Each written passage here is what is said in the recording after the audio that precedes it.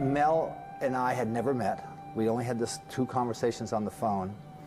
And I remember when I got there and I got a ride over to the Chunichita, and Mel walked in the room and he looked at me. He says, "It's funny. I sort of expected a short, bald guy."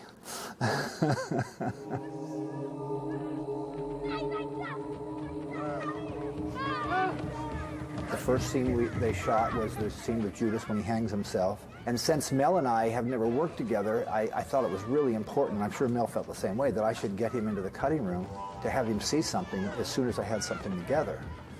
And luckily for me, the Judas scene, it just fell together. And I showed it to Mel and he was very happy.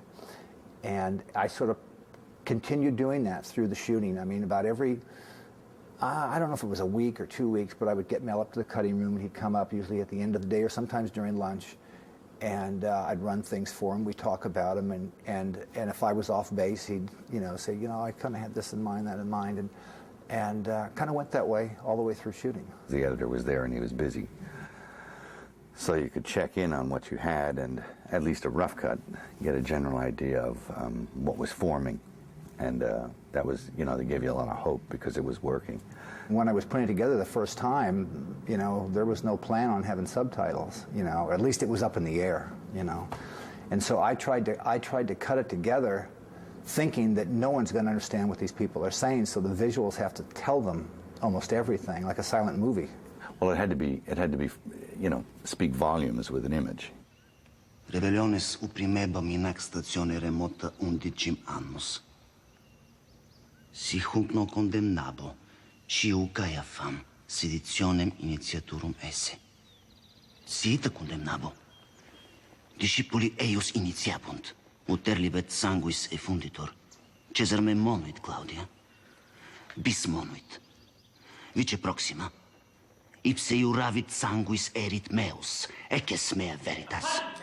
There's scenes in it that you really need to know what they're talking about. It's like politics of Pilate and everything. There's no way you can convey that without the subtitles. I had not originally planned to put subtitles in the film, but I tried it and I just found that it was better. And I thought, because you're almost forced to read the written word. It's like interesting exercise. The script was 2-sided, and one side was in English, and one that was the same things in Arabic, and it was phonetically sounded out. It's the only way I could tell what people were saying. But it took me a lot longer to put this together the first time because of that. It took the editor about 5 weeks or 6 weeks after we came back to finish his first cut, which is unusual, but it was a difficult project. And then when we finally ran it, we had no subtitles. We just ran it, with the Aramaic. And I didn't quite know, I was sort of, at that moment, I knew more about the film than anybody,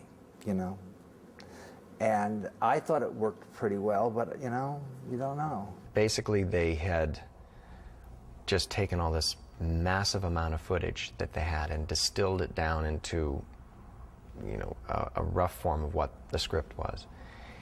And it is the most amazing first cut of a movie I've ever seen. It went really well. It went really well.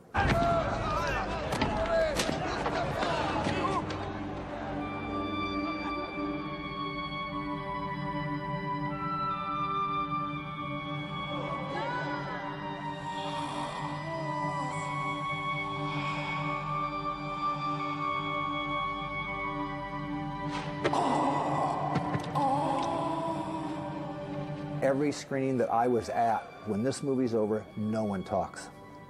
It happens every time.